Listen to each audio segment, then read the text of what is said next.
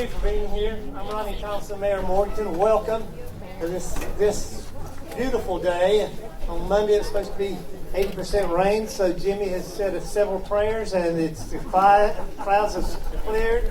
On behalf of the City Council and our staff, welcome. I have two councilmen with me, Butch McSwain and Chris Jernigan with us today. We're just so pleased that this project has come to fruition. And let's give Jimmy a hand for it.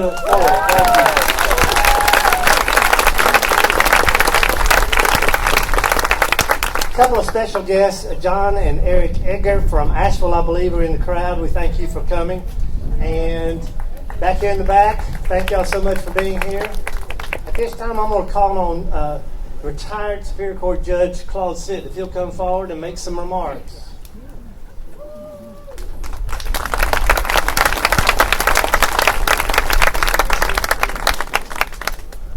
Thank you, ladies and gentlemen, for being here. It's a nice crowd. It's a nice day. I don't know who was responsible for today. We thought it was going to be about 80% rain. So hope you enjoyed this tent.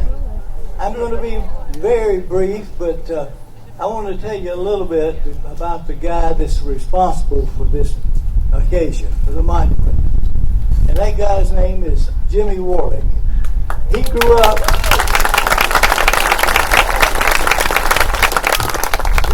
in Chesterfield, went to high school at Oak Hill. Hey, great, we got our group in Chesterfield. Graduated from there and went to State College, but he decided that he's going to get in some politics, I think, so he got to following Jimmy, what was that president's name down in Jimmy Carter, that's right.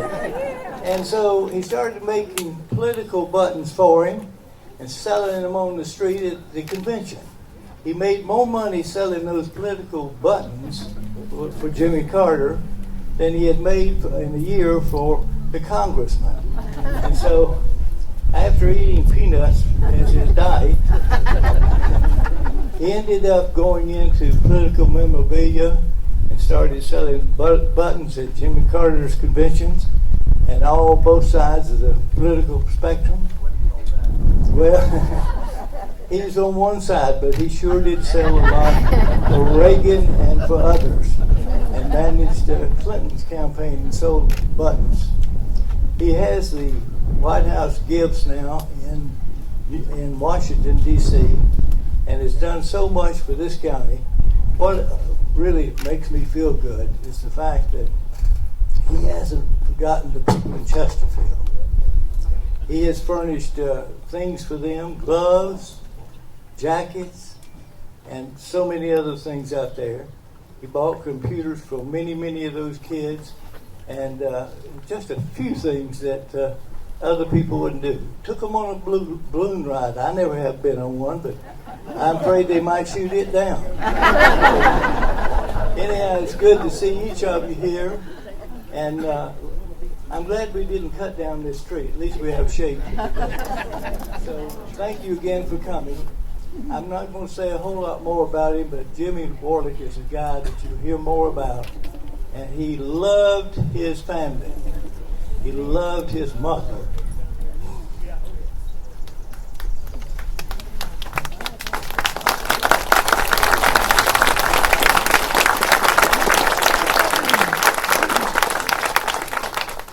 She taught him right.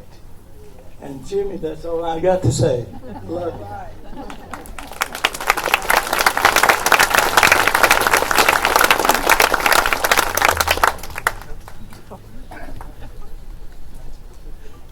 Thank all of you for being here today. My mother taught us that the two most powerful words in the language was thank you. And so my sisters and I, that has guided us these many years, and there are so many people to thank today.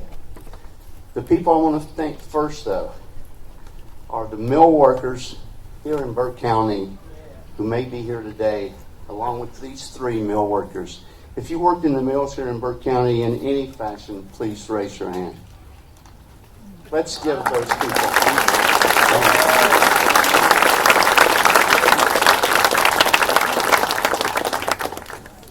This project could not have happened without the people in this museum, the board. This is the third project that I've done with the museum, and every time I pitched them with an idea, they were very supportive. And this one we started 6 years ago. And originally the monument was going to be actually 24 feet high down at the intersection at an historic old mill where my grandfather had worked. But the Department of Interior has to approve anything that goes on land like that or a building site. And they said that the people that we had originally assigned, they were too tall, that they had to be life-size.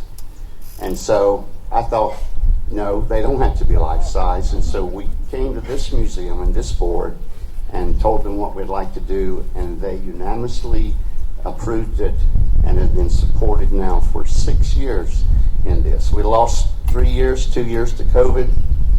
We lost another year because we couldn't get steel because of the supply chain. And sometimes we thought it would never happen with COVID, but we were able to.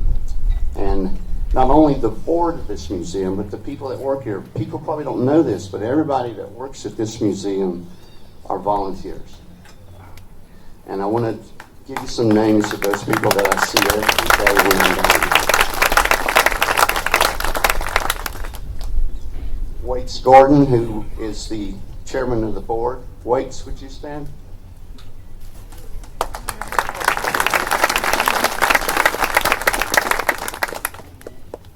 Michelle and Sandy and Terry and Susan and Phyllis and Wayne and Dave and Sue and Catherine and all the many docents that they have here. And my friends who always are here with me, people think they're part of the community too, or part of the museum, and that's Richard and Mo, who are my friends who live down the street, and they've helped me on so much here. I want to mention my founders board. Senator Steve Metcalf from Asheville is here with his brother and sister.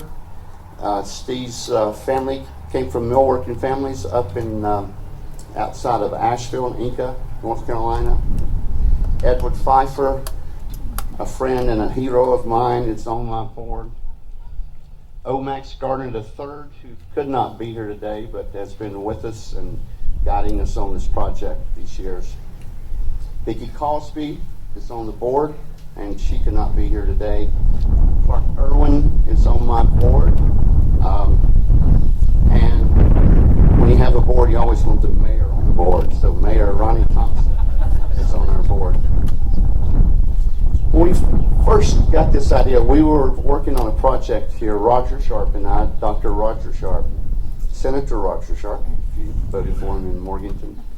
And we said, you know, it'd be nice to see a nice exhibition on mill workers. And so it expanded. And we had 5 goals. Number 1 was capture the voices of the mill workers before they were lost. And so we started interviewing people. The second part was to set up a college scholarship foundation in my mother's name here at Western Piedmont Community College. We did that. Third was to put on an exhibition on the history of millworking in Burke County, the community that they lived in, the churches, everything about their lives, and even we do have to touch on the child labor that was used in some of the factories and mills around here. The monument was number 4. Now, after today, we will have done that, and we have one lasting project, and that's to produce a documentary on the mill workers that will work in conjunction with a program we're trying to set up in the local school system to teach local history. I didn't learn local history in school or anywhere. I learned it on my own and just loved history. But we think we can inspire those people with our ongoing project that we're doing with a new annex today, just renamed the Claude and Joe Sitton History Education Center.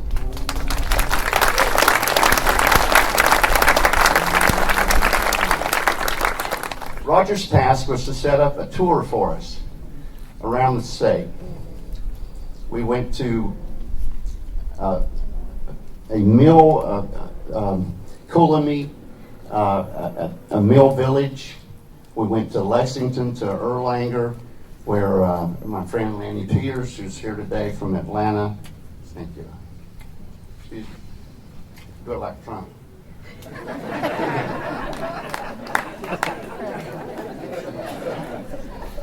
Throw that in now, didn't I? And so, Roger, we did these tours. We went to the Gastonia Lorraine Mill in Gastonia and saw the museum there. We were in Lexington and High Point.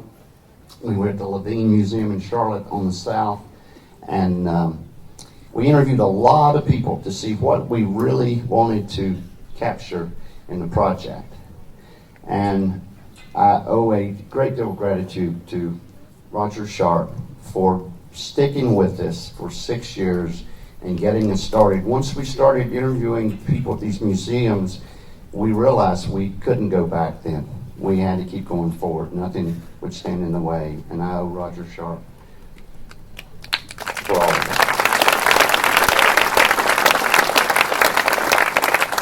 When we started the project, catching the interviews with people was foremost the thing we had to do first. And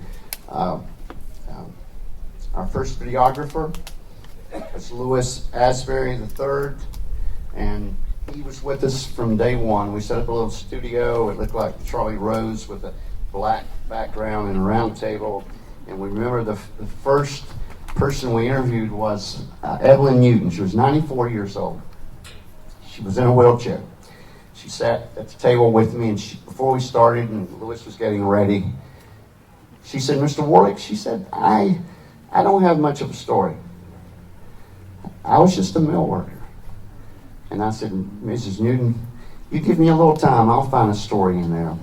Well, she talked for 2 hours. And her backbone was straight. Her face was flush. No one had ever asked her or made her feel what she did was important. So the next week, her daughter called me and said, "Mr. Warlick, Mama said you'd come back up there and talk some more for you." And that said it all. It was worth it all. Louis is a perfectionist in his work, and he and Amy have become good friends. Another young videographer we have today, Jess Barber. There's Jesse. Here he is. Jesse is famous now. He's had photographs recently in Wall Street Journal, New York Times, Washington Post. He especially is going out into Appalachia and filming and photographing mountain people in Appalachia. He's won a documentary award for one he did on Wilson's Creek here. And you will hear a lot about this young fella. He's the next Ken Burns from Lenore, North Carolina, and from a mill worker family.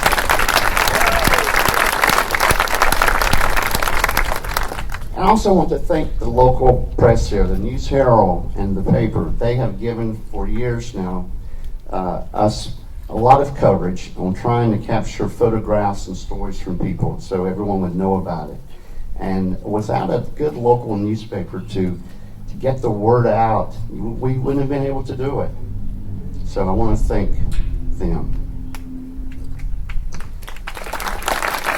And I came out a few weeks ago, and my guy Lyle has been doing my brickwork and helping me fix the Kennedy car and everything I needed. Lyle has been here, and he said there was some woman by from Washington that said she left her card, Dr. Dawn Carpenter. And so I thought she had left or something, and when I went in the museum, she was doing a tour. And I said, "Dr. Carpenter?" And she said, "Jim Warlick." And she said, "Yes." And so she hugged me. Her grandmother worked in a mill in Kannapolis, North Carolina.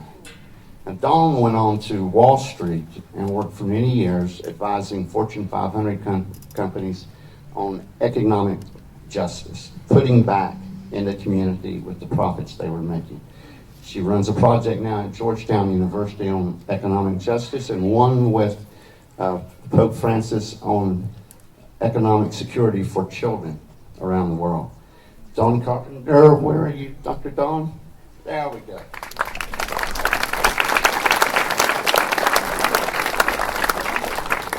When I first started this, I didn't know anything about interviewing people for storyboard type stories. And so we go to Hickory, to Catawba Valley Community College, and Dr. Richard Eller down there is the guy who helped us learn how to do this. Richard is here today. He just completed a book just within the last 2 months on the furniture workers of Western North Carolina. Richard? Always in the back. There we go. Thank you, Richard. On my board of directors, there's always a round rod, as you know, if you've had a board before, which, you know, you really don't like boards, but you have to have them, right? You just want to make your own decisions and not have people interfering. Dee Dee Perkins, my cousin, has been the round rod of the board for these years. And she's been by my side with encouragement and assistance, and when it looked impossible. She's also my cousin, my mentor, and my hero for all she does for the less fortunate in Transylvania County.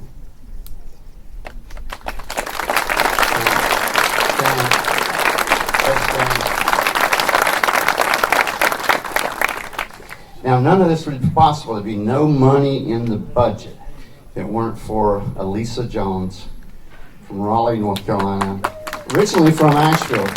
Elisa started with me when she was 17 years old as an intern. She was running the business when she was 19 years old.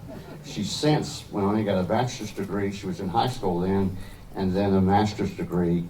She runs our businesses in Washington, not my business, our businesses. And she keeps the train running, and she keeps me encouraged and never lets me stop. She also runs my personal life. I don't know how much money I have. She handles all that. So, Elisa, please stand.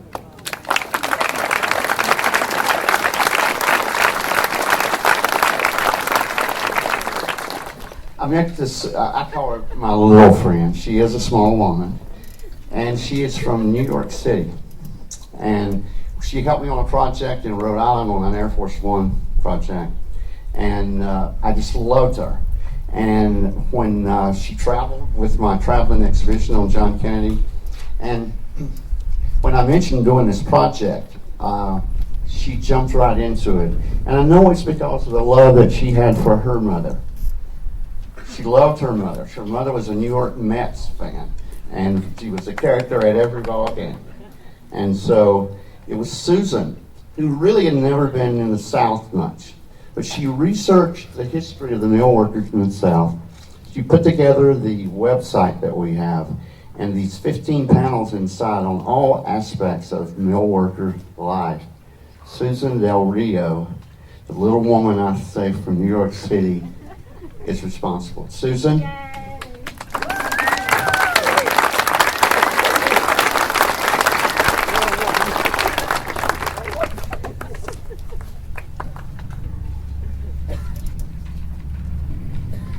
Susan's also responsible for finding the people who designed this monument. She called me and said, you got to go to Columbia, South Carolina. There's a fellow down there in a company called Pine House Design. They use the old Louis Hine. Louis Hine was a photographer. He took the great photographs of child labor all over the country.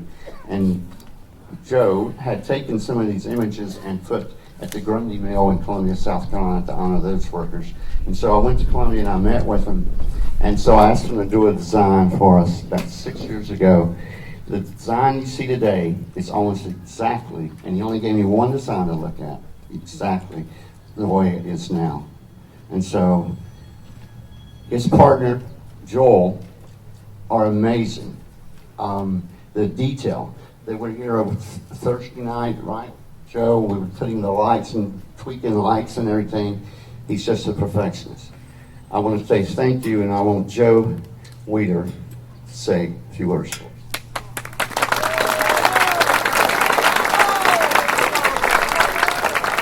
I was a little nervous about making any comments, only because it's been a long, emotional, drawn-out process.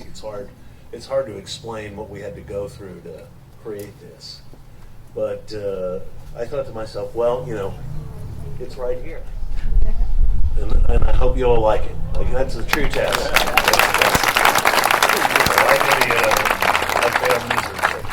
But right from the beginning, having met Jim and having done another workers' monument, I thought the dignity of work. I remember years ago when I was working on a series of documentaries in Southern politics and dealing with the South in the post-Reconstruction era, someone gave me a poem. It was called The Dignity of Toil. It's what these people were going through after, the failure of the South and the Civil War and the economic nightmare they were confronted with, and the fact that they had to find a way to feed their families. And that really, the dignity of work and making these people into the heroes that they were, giving us food to eat, giving us a roof over our heads, clothing to wear. It means something. These people are really, truly heroes. I mean, you don't think of them as that because they're never given any celebrity value. So we thought, with Jim's input and inspiration, we thought, let's make these people the heroes they are today, which is why our first monument was 45 feet across and 25 feet high, billboard size. It was a drive-by experience. I didn't even know the road. It was the Alpine Mills site, and it was perfect. So when we couldn't do that there, it was like, oh, now what would we do? But I'm very pleased. It's been a great experience. These people are working people are the foundation of this country. They need to be our heroes today. We need to value them. We need to support them. We need to make sure that people get paid what they're worth, men and women equally. I mean, I think there are so many things we can learn from this whole experience and what these people did for us. And that's all I have to say. And I hope you like it. It'll be here for a long time, so you better start liking it. Thank you, everyone.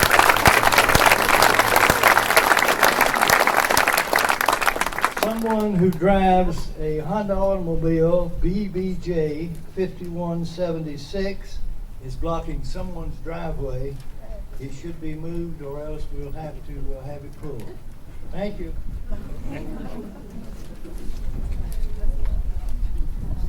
More closely, when we started the project, we toured Henry River Mill Village in the eastern part of Burke County. And when we got there to the new owners who were trying to restore the Mill Village, they kept talking about this guy named Ray Burns. Ray Burns was the hero of that village. He was one of the first ones to graduate from high school. He worked for a pharmacist in Hildebrand, and the pharmacist said to Ray, "Young man, if you get good grades and you qualify for college, I will help you go through college." Ray did. He went on to the University of South Carolina and became a wonderful pharmacist, and is responsible for setting up pharmacies in poor areas of South Carolina. He is the last surviving person who grew up in Henry River Mill Village and worked in the Mill Village alongside his parents. Ray is with us today from Columbia, South Carolina. I'd like Ray to speak to us.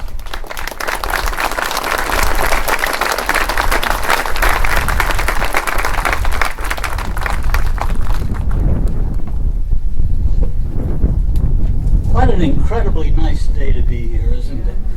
I am so happy to come back home. I left Henry River Mill Village some years ago, and I don't get back here as much as I'd like to. But it's people like those sitting here with me today that bring me back. Kind, generous, hardworking people. I am probably the luckiest man that has ever lived in Burke County. I do believe that. God is my witness. I am probably the luckiest man around. I was the first person in my family tree to ever graduate from high school. And I'll have some tears, I was the first person to ever leave this community to go away to college. And it was because somebody reached in and gave me some attention and some encouragement. and that guy just happened to be a pharmacist. I wanted to follow in his footsteps and become Doc Brandon down on the corner, or Dr. Burns down on the corner. And what an incredible life it has been for me. He said to me, going to college, you probably ought to go to a small school first. And I said, like what? He said, well, there's a college over near Shelby called Gardner-Webb College. That'd be a good place for you to go. And I said, all right, I'll go to Gardner-Webb. I went to Gardner-Webb, did quite well, applied to the University of North Carolina and the University of South Carolina to pharmacy schools. Because Doc had gone to the University of South Carolina, he'd been raised in an orphanage in South Carolina. Because he had gone there, I followed in his footsteps. Well, it didn't quite work out that way because this was in the 60s and the draft was going on, and I was about to be drafted. I said, oh my goodness, what do I do with this? As it turns out, I wanted to do anything I could to keep from going to Vietnam. So I joined the Navy Reserve. It was 2 years active and then 4 years inactive. Well, guess what? The first I went on active duty. I was on the ship that was in dry dock. A month later, it came out to go to Vietnam. So I was in Vietnam twice.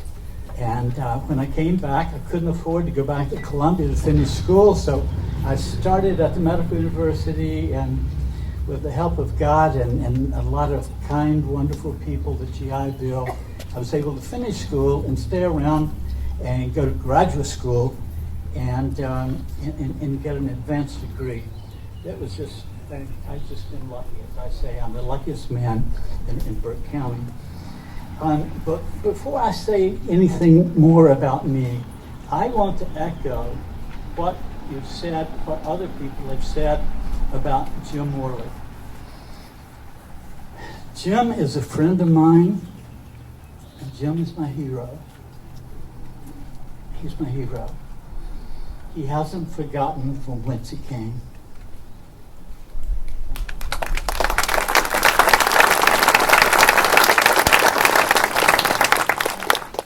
Jimmy and Dr. Sharp have changed the lives of more young people than we'll ever know about. Jesse Barber is back. Jesse, wave to us one more time. Jesse is one of those that they touched, and he has followed in the footsteps of Dr. Sharp, and he is going places. I'm so proud of him. Thank you, Jesse, for the decisions that you made. As I understand it, I'm the last living person that ever worked in the cotton mill of Henry River Mills. I'm the last one standing. People I grew up with are dead. When I go back to the village, there are a few people that I can go see that I know. I can count them on one hand. They died early. They died with fingers missing, or they died with whatever. But they worked hard. They were good people. And it feels so good to be back there. Calvin Reyes and his family are doing a terrific job in trying to resurrect that village and make it available for generations to come. I have a lot of respect for them. I'm now retired, and I like to hang out with the likes of Roger and Jimmy to try to make the world a better place. I learned working in the mill and from my family that it's important to be kind to everybody. To be kind to everybody. But first, you must be honest. You must be honest. You must be kind to everybody. Doc Brandon then taught me something that Jimmy has shown me it works. You have to think clearly, and you have to think with some creativity. Jimmy has embodied that.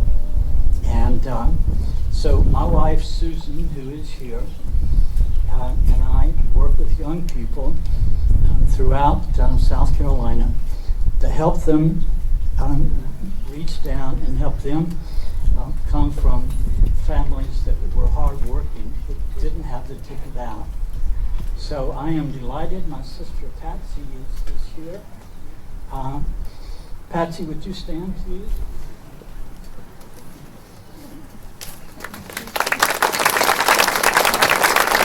I want to recognize her because I was born in 1949, and my mother met my father in the cotton mill. He had just gotten back from the war.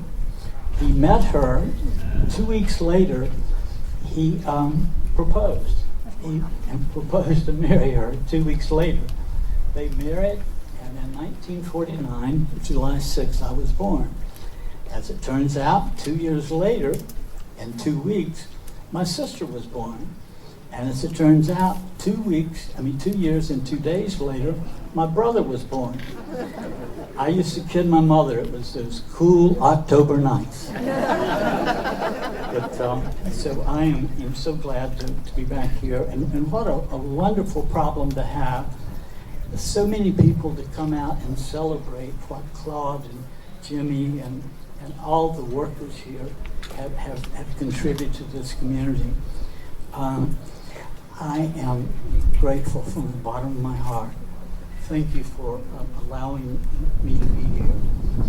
It's my sincere honor. And what I'm clear about is none of this would have been possible without the transition of the dirt farmers, my ancestors from Piney Mountain and the valley of the South Fork River, becoming mill workers at the cotton mills, the hosiery mills, and the furniture factories here in Burke County. Thanks be to God.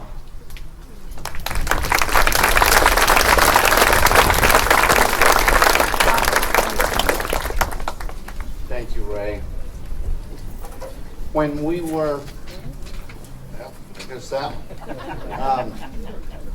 when we were trying to decide who would go on the monument, obviously my mama was going to go up because that's what inspired me to do this project.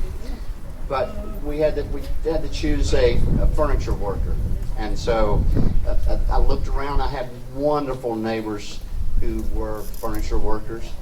I had friends whose fathers worked in the furniture industry. Turner Snipes' father, Marion, was a great example of a good, decent man.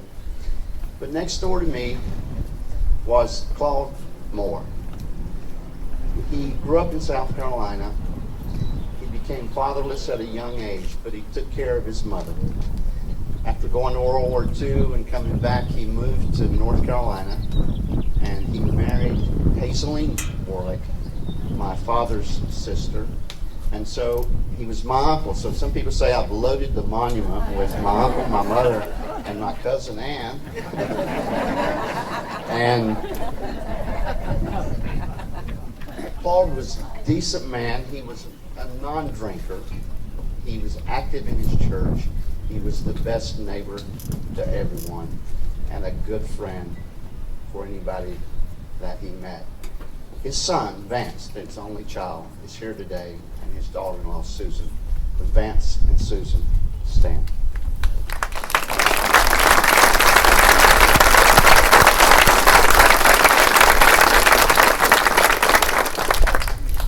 Uncle Claude used to get on to me because I'd go borrow his newspaper. I loved newspapers as a kid, and he always got the Star Observer.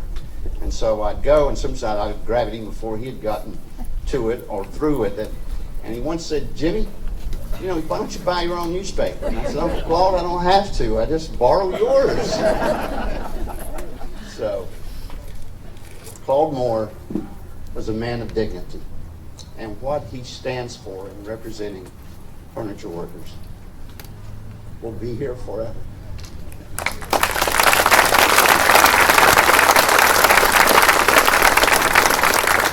Wherever you walk, Claude's eyes will follow you. I'm telling you, he's following you. Ann's eyes will follow you. You can't do anything without Ann and Claude following you.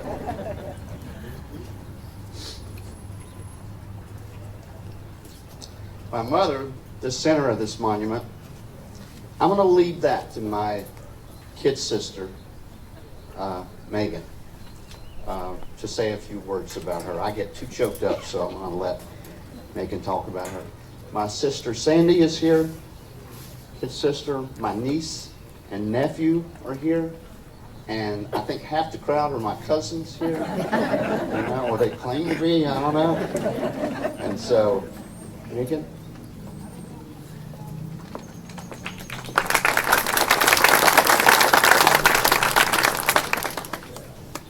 Good afternoon. I'm Megan Sylvie, the youngest sibling of Mary Warlick, and I'm here to tell you about my sweet Mama Mary. She's the center figure on this Dignity of Work monument, along with these other two heroes. She grew up Mary Harrison, one of 9 siblings to Ernest and Bertha Harrison, in the Lost Corner community of Morganton.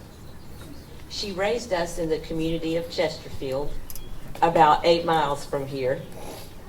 Our father was often absent, which required our mother Mary to have tremendous resolve and great faith. We are so proud of our mother Mary. For 33 years, she worked in the hosiery mill, starting at the age of 16 until she turned 49 years old. 33 years is a very long time, and our mother, for her, I'm sure it seemed like a lifetime. She dropped out of school when she was in 9th grade, and when she left the mill, she had raised 3 children into adulthood. She raised us to work hard, to do our best at everything, to be kind to others, and she instilled in us the act of service to others. And most of all, she modeled for us the act of sacrifice. Hers was a life of sacrifice for her 3 kids. Our mother Mary rose every morning before sunrise to get ready for work. When Sandy and Jimmy were little, she fixed breakfast every morning for them while they sat by the stove to stay warm in the winter. Then they were fed, she'd go to work. She'd catch a ride at the top of the hill with one of our neighbors in Chesterfield. Men like Ira Absher, Junior Clontz, Donald Hamrick, who were also going to work in the furniture factories, Drexel and Henry Don. She did not own a car, so she relied on neighbors and families for rides to work, to the grocery store, and to church on Sundays.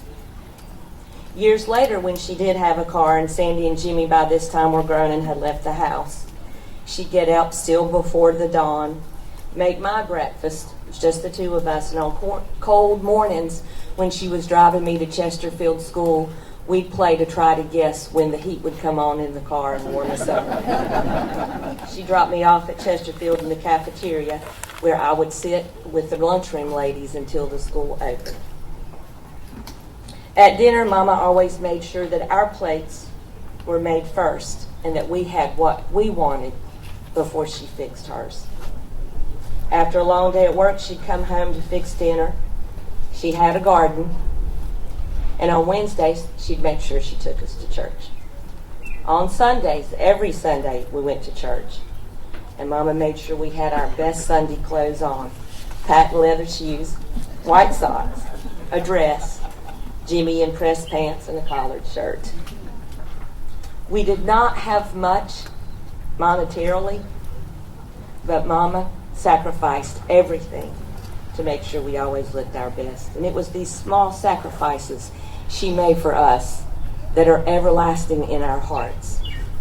Her most proud accomplishment were us 3 children, and we grew up knowing that our Mama loved us unconditionally. Before she died, she was blessed enough to find joy in watching her 4 grandchildren grow up, and she showered them with that same unconditional love. They lovingly referred to her as Granny. 33 years is a very long time at the same job. Imagine that. Mama darned pantyhose for 8 hours a day. She would hold the hose up to see if there was a flaw, and then she would fix it if there was, and then she'd toss it in a big bin. 33 years is somewhere around 7,000 days. and at the same repetitive task. In an environment where cotton dust hung in the air and the machines were rumbling so loudly that you could not even talk to your neighbor at the next station. And she was paid by the piece. So if she did not go to work, she did not get paid. And she hardly missed a day of those 33 years. And I know there was some days she did not feel like going to work. But our mother's story is not just her story.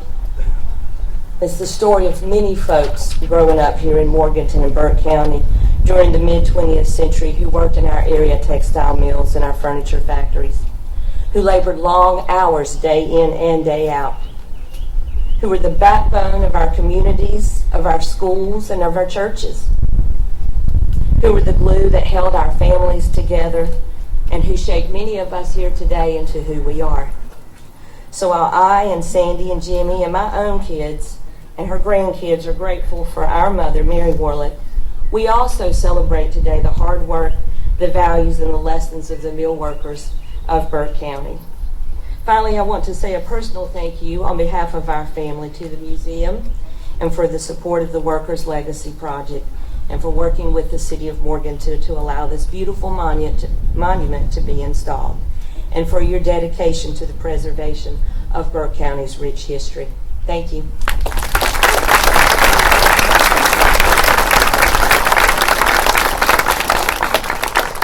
Megan is principal of Thomasville High School. She's going to retire in a year or two. I don't know how she does that job. When I was looking around for someone to represent the textile workers, my friend Ronnie Thompson said, "You've got to meet this lady down in Drexel. She would be perfect. She epitomizes goodness, active in her church, raised wonderful children, and everybody loves her. And if you put Ann Ramseur on the monument, everybody will already know who she is." When I met Ann, everything Ronnie had said about her, all the praises that he had mentioned about her were true. And then after hours of recording conversation with her, and I've sat amazed listening to Ann, and every time we talk on the phone, I want to capture her voice again and again and again. She's the grand lady today. How many people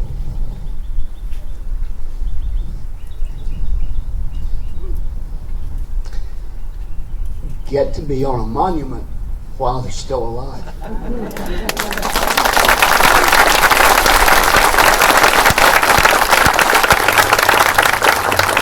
Ann is unique in so many ways, and that's just one of them.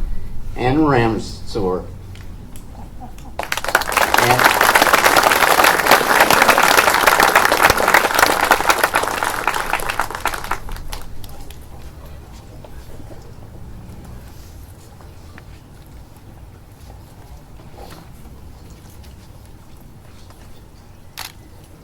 As I look back over the many years, it was clear to me that hard work and family commitment was definitely the key to a successful family life and financial stability.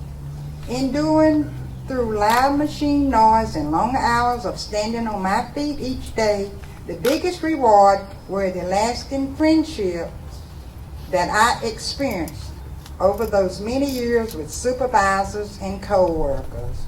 Many of those friends and associates have passed on, and those of us that are still here, our bond and our friends remain strong. Working 40 hours a week and on my feet, and sometimes even with weekend work, there were good days and bad days. But I hold dear to my heart those treasured members of yesterday. We laugh, we joke, and most importantly, we work hard every day.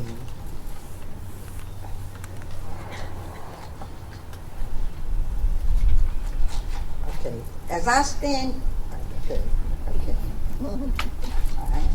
as I stand here today and as I reflect on the past, I am very grateful and honored to be part of an area of the Workers' Legacy Foundation, which represents the character and integrity of people who were hardworking and dedicated.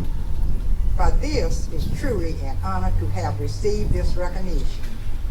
Being a part of this Worker Legacy Foundation and being a stepping stone in history is truly, truly uplifting. And I thank you, and I thank you.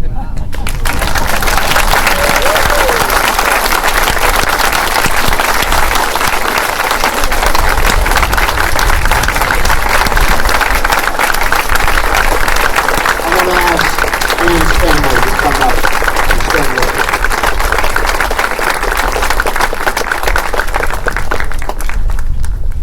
And when you introduce all your children.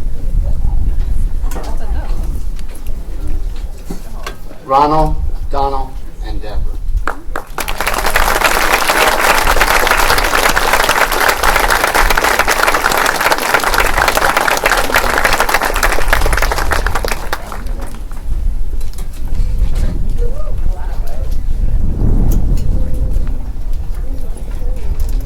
Not going to take much longer. I'll introduce all my cousins. I had 32 aunts and uncles. So you can imagine how many, don't need that one either. You can imagine how many cousins I have. And I see a lot of them in the crowds here today. So if you're related to me, raise your hand.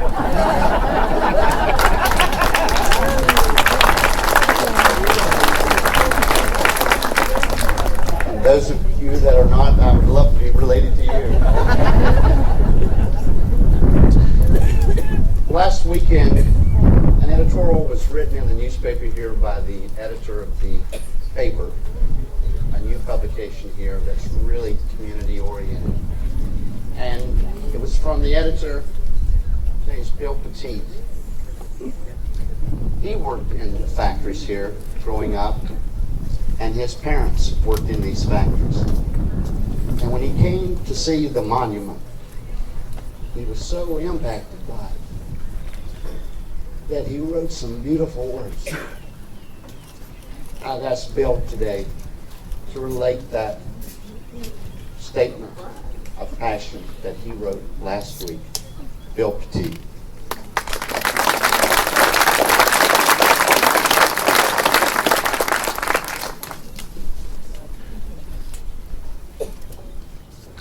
How many of y'all are seeing the monument for the first time today?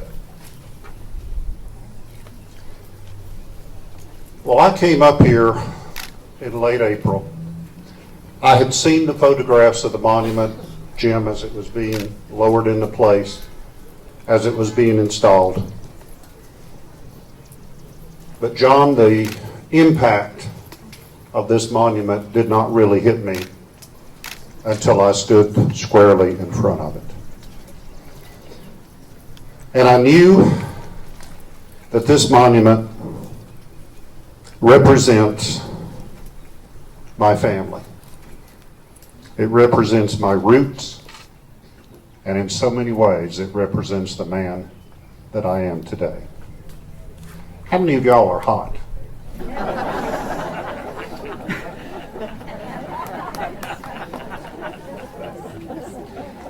My daddy never went to work wearing a coat and tie, so I don't mind taking that off.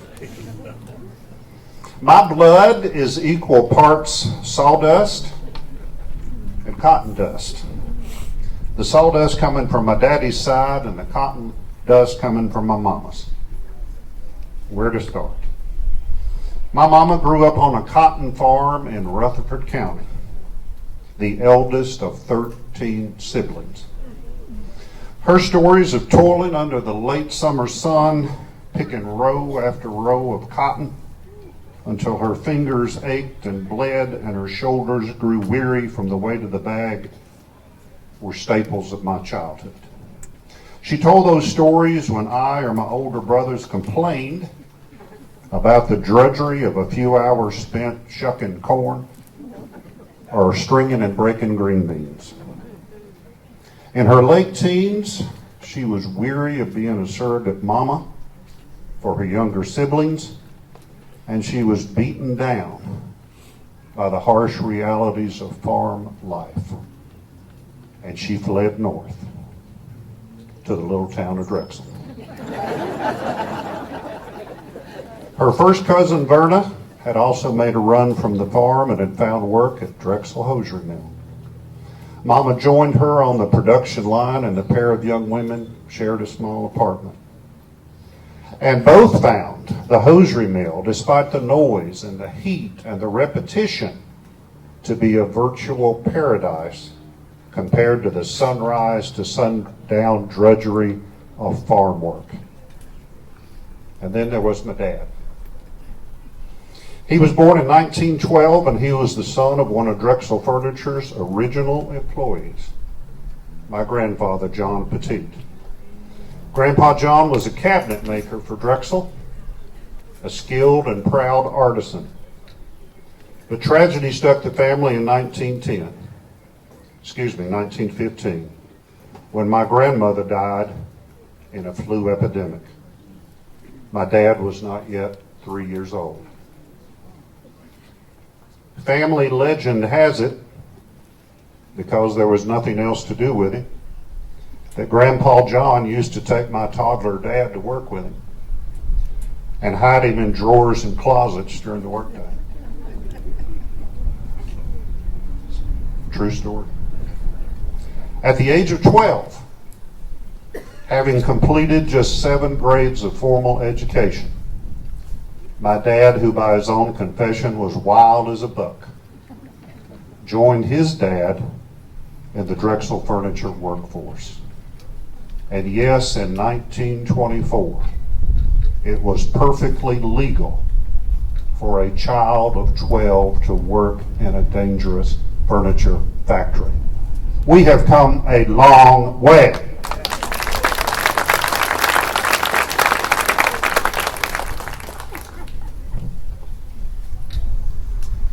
The furniture worker and the hosiery mill worker married in 1935. My dad served his country proudly in the Army Air Corps during World War II. And then he sired 3 sons, the last of whom was me.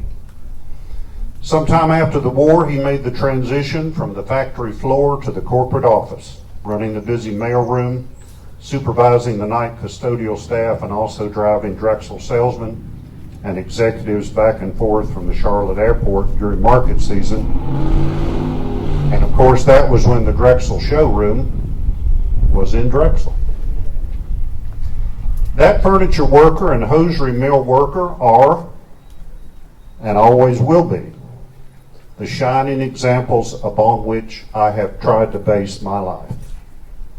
They taught me the value of work, of self-reliance, of striving to be better no matter what the hand you're dealt. They also taught me the value of education, because my mama and daddy always insisted that their life would not be my life. I owe them a debt I can never repay. This Dignity of Work monument reminds me of that debt, reminds me of my heritage, and reminds me of just what heroes my mom and daddy were. But it also reminds me, as it does all of us, that my parents, my people, were not alone. They were part of a generation, a great generation, who worked hard, who loved their children, who fought for their country, who worshiped their God, and who forever made proud the dignity of work. Thank you.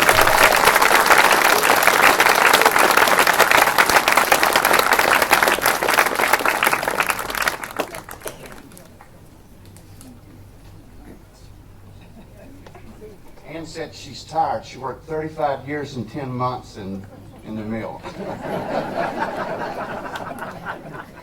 I'm about ready to wrap up with something, and I want to say that the monument is wonderful, I think, and I hope you do too, but please see the exhibition inside. There's a lot of heart that went into that exhibition. there are refreshments after and desserts that have been brought down from the cold mountains of Brevard, North Carolina by Dee Dee. And I want to end with this. My favorite book is John Steinbeck's Cannery Row. And if you know the story, Cannery Row is about the working people in Monterey who worked in the sardine factories. And Steinbeck opens the book this way. Cannery Row in Monterey in California is a poem, a stink, a grating noise, a quality of light, a tone, a habit, a nostalgia, a dream. It is the gathered and scattered rusty tin heaps, little crowded groceries, flop houses, and weedy lots. A man looking in from the outside said he only saw bums, no-goods, and losers. Another man looking through that same keyhole said he saw saints and angels and holy men. As I look out today through my keyhole, I see friends, neighbors, family, and all of you, and you are my saints and angels and holy men. Thank you.